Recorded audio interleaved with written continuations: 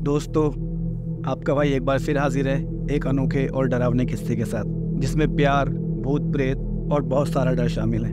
और मैं दावे के साथ कह सकता हूँ, ऐसा किस्सा आपको कहीं और सुनने को नहीं मिलेगा। बिना किसी देरी के शुरू करते हैं आज की कहानी। पर इससे पहले अगर आप चैनल पर नए हैं तो चैनल को सब्सक्राइब करें और कहानी पसंद आए तो इसे लाइक करके जरूर जाएं। चलिए शुरू करते हैं जिन और उसके प्यार की सच्ची कहानी। कहानी शुरू करने से पहले एक बार हम जान लेते हैं जिन होते क्या हैं। कई ग्रंथों के अनुसार इन्हें शैतान भी कहा जाता है। वैसे तो जिन गुफाओं, उजाड़ स्थानों, कब्रिस्तान और अंधेरे में रहना पसंद करते हैं, पर कभी कभी ये मनुष्य के बीच भेष बदल कर भी रहने लगते हैं। जिनमें अद्भुत चमत्कारी शक्तियाँ होती हैं और ये किसी का भी रूप बदल कर रह सकते हैं। चलिए बढ़ते हैं कहानी की ओर। इस कहानी के दो मुख्य पात्र हैं, अमन और पूजा। दोनों बचपन के साथी थे, हमेशा साथ खेलना, घूमना, साथ खाना। मानो एक दूसरे के बिना तो इनका एक दिन भी नहीं बीत पाता। अमन बचपन से ही पूजा को बहुत पसंद करता था। अक्सर कहा करता था, बड़े होकर हम ज़रूर शादी करेंगे, तो मेरी दुल्हन बनेगी। समय के साथ साथ ये दोनों भी बड़े हो रहे थे। अब करीब 18-19 साल की उम्र में अमन ने पूजा को शादी के लिए प्रपोज करा। पूजा हंसकर हमेशा की तरह उसे टालकर घर चली गई। अब वो जैसे ही घर पहुंचती है, उसकी माँ बोलती है, पापा का ट्रांसफ़र हो गया, कल सुबह हमें मुंबई जाना होगा। पूजा अपना सारा सामान पैक करती है और एक आखिरी बार अमन से मिलने जाती है। वो उसे बताती है कल यहाँ से चली जाएगी क्योंकि उसके पापा का ट्रांसफ़र हो गया है। अमन तो मानो जैसे पागल हो गया। वो खुद को संभाल ही नहीं पा रहा, चिल्लाने लगता है, ऐसे कैसे चली जाएगी? हमारी शादी का क्या होगा? बचपन के सारे वादों का क्या होगा? वो सारी बातें, वो सब एक झटके में ख़त्म हो जाएगा क्या? पूजा उसे समझाती है, अमन वो बचपन का खेल कूद, वो बचपन की बातें, वो सब छोड़। अब हम बड़े हो गए हैं, अपनी अपनी लाइफ में हमें आगे बढ़ना है। शायद हमारी दोस्ती इतनी ही थी।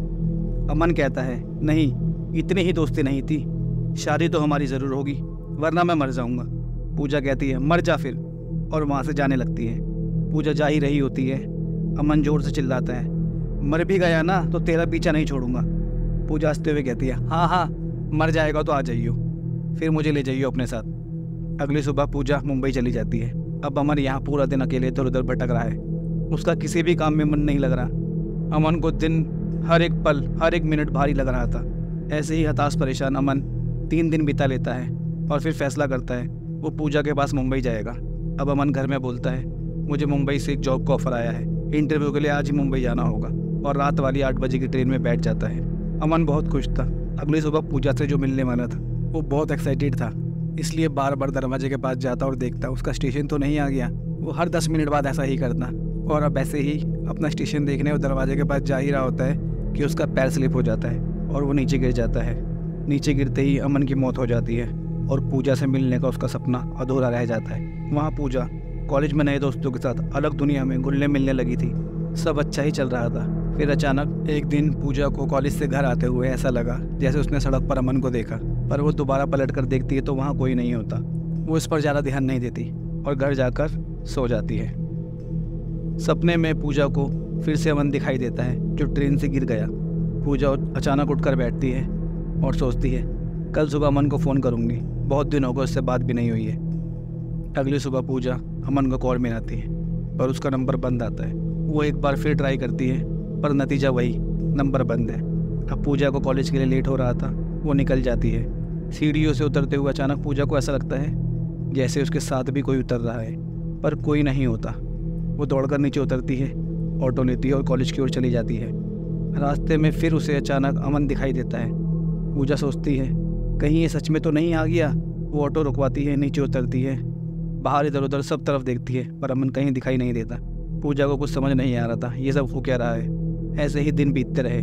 अब पूजा को अमन की आवाज़ें भी आने लगी। पूजा जब भी इधर उधर देखती कोई नहीं होता। पूजा हर बार की तरह इसे अपना वहम मान लेती। फिर एक दिन पूजा के घर शादी का प्रस्ताव आता है। पूजा अपने कमरे में तैयार हो रही होती है, तभी उसे शीशे में अमन की एक झलक दिखाई देती है। वो घबरा कर पीछे मुड़ती है तो अमन वहीं उसके बेड के पास खड़ा था। वो अमन को देख पहले तो बहुत खुश होती है और उसके बाद उससे पूछती है, तू अंदर आया कैसे? वो कहता है, मैं कहीं भी आ सकता हूँ। पूजा, तू शादी कर रही है, तुझे पता है ना तू बस मेरी दुल्हन बनेगी। पूजा, अमन तू बकवास मत कर और जा यहाँ से। अमन गुस्से में पास में रखे बेड को एक हाथ से उठा लेता है और कहता है, सब बर्बाद कर दूंगा अगर तू मेरी नहीं हुई, और गायब हो जाता है।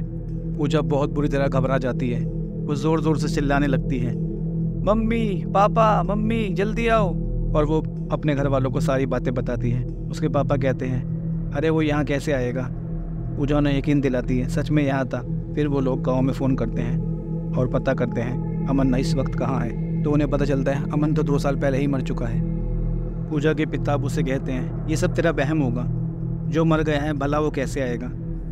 अब नीचे लड़के वालों से मिलकर शादी पक्की कर देते हैं। सब कुछ नॉर्मल हो गया। पूरा दिन बीतने के बाद पूजा रात को रूम में जाती है तो उसे ऐसा लगता है कमरे में कोई है, पर अच्छे से देखती है वहाँ कोई नहीं होता। अब पूजा अपने बिस्तर पर लेट जाती है और चादर ओढ़ लेती है।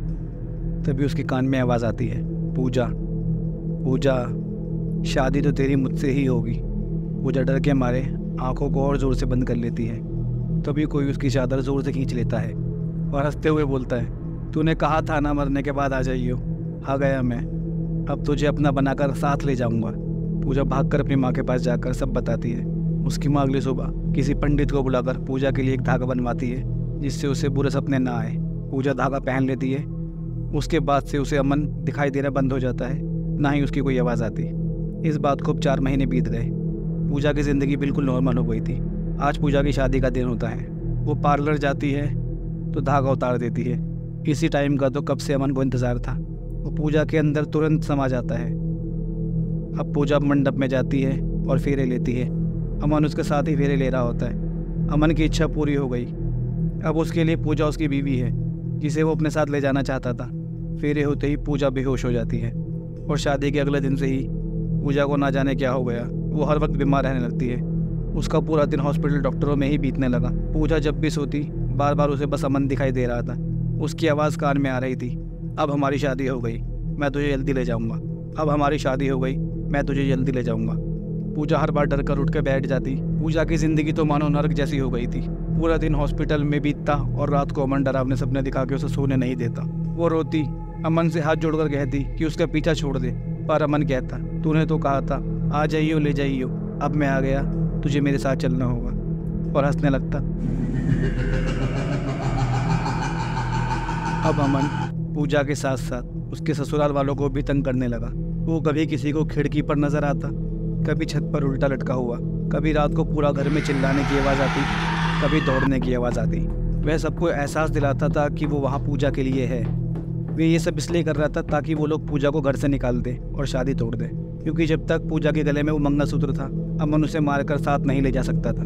पर पूजा के पति ने पूजा का साथ नहीं छोड़ा। वो अपने ही दोस्त को सारी बात बताता है, क्योंकि उसका दोस्त थोड़ा धार्मिक था पर इतना शक्तिशाली नहीं था कि वो जिन को हरा पाए। फिर वो धार्मिक दोस्त उसे एक बाबा के बारे में बताता है जो जिन हटा सकते हैं। वह लोग उस बाबा के पास जाकर सारी बात बताते हैं। बाबा उनके साथ आने को मान जाते हैं। अब रात को बाबा जिन पकड़ने की क्रिया का सामान लाते हैं। पूजा के अंदर जो जिन था वो भागकर पूरे घर में घूमने लगा, चिल्लम चिल्ली करने लगा। पूरे घर का माहौल डरावना था। यह दृश्य देखकर किसी को भी अपनी आंखों पर यकीन नहीं होता। पूजा को छत पर उल्टा लटकता हुआ देखा, कभी दीवारों पर चढ़ता हुआ देखा। पूजा दीवारों को अपने नाखूनों से खरोच रही थी। पूरे घर में बस एक ही शोर सुनाई दे रहा था, इस बाबा को हटाओ वरना पूरे घर को मार दूंगा। फिर बाबा जोर जोर से मंत्र पढ़ते हैं। गोकांडम वारुणांडम तनवरतिरुचिरम तत्परांडम परांडम। और कोई बबूत पूजा के माथे पर लगाते हैं। अब वो शांत होकर बैठ जाती है। घर का माहौल भी थोड़ा शांत हो जाता है। अब बाबा एक मंत्र पढ़ के जल्दी से एक बोतल निकालते हैं और पूजा के ऊपर जल फेंकते हैं। तो अमन रोता चिल्लाता हुआ बोतल में आ जाता है। अब पूजा थोड़ा होश में आती है और अमन को देखकर रोने लगती है। अमन से कहती है काश तू बचपन की बातों को इतना दिल पर ना लेता तो आज शायद तेरी हालत ना होती। अब बाबा बोतल को एक कपड़े में बांधकर अपने झोले में डालकर ले जाते हैं। बाद में पूजा और उसका परिवार खुशी से रहने लगता है। इस घटना के करीब 1.5 साल बाद पूजा को एक लड़का होता है जिसका नाम वो अमन रख देती है।